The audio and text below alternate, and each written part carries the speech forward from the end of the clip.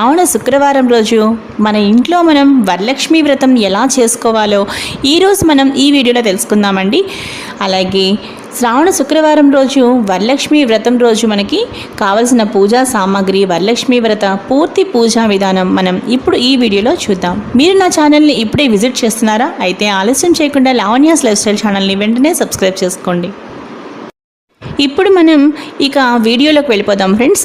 శ్రీ వరలక్ష్మి వ్రతానికి కావలసిన ముఖ్యమైన వస్తువులు: వరలక్ష్మీదేవి బొమ్మ, శక్త్యానుసారంగా బంగారం కానీ వెండి కానీ లేదా చిత్రపటము ఏదైనా తీసుకోవాలి.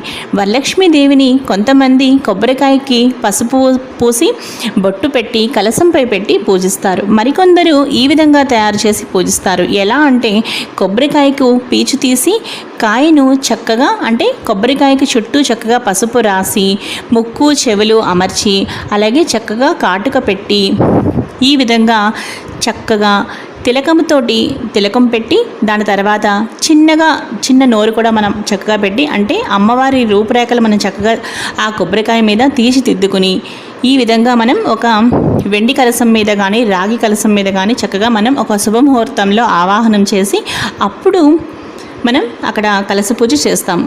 కాబట్టి ఈ విధంగా మనం ఒక కొబ్బరికాయని ఈ విధంగా రెడీ చేసుకుని చక్కగా అలంకరించుకుని పక్కన పెట్టుకోవాలి. దాని తర్వాత ఇక పూజకు కావాల్సిన వస్తువులు ఏమిటో ఇప్పుడు మనం తెలుసుకుందామండి.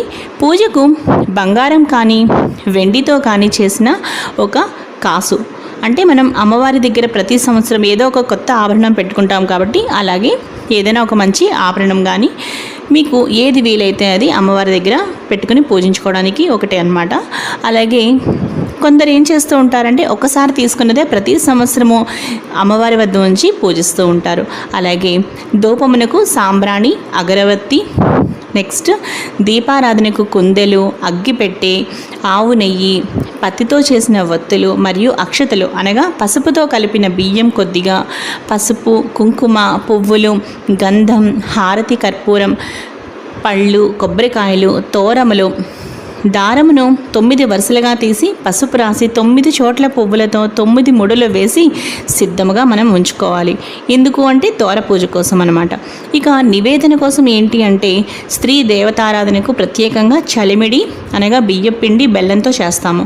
అలాగే పానకము శుద్ధమైన నీటిలో బెల్లం కలిపి యాలక్కాయ అలాగే మిరియాల పొడి కొద్దిగా కలిపి మనం మహానైవేద్యం కొరకు మంచి భక్షములతో కూడిన 9 రకాల భోజనాలు అంటే 9 రకాల పిండి వంటలను తయారు చేసి నైవేద్యము పెట్టిన తర్వాత 9 రకముల పిండి వంటలు అంటే 9 రకాల పిండి వంటలు రకమునికి 9 చొప్పున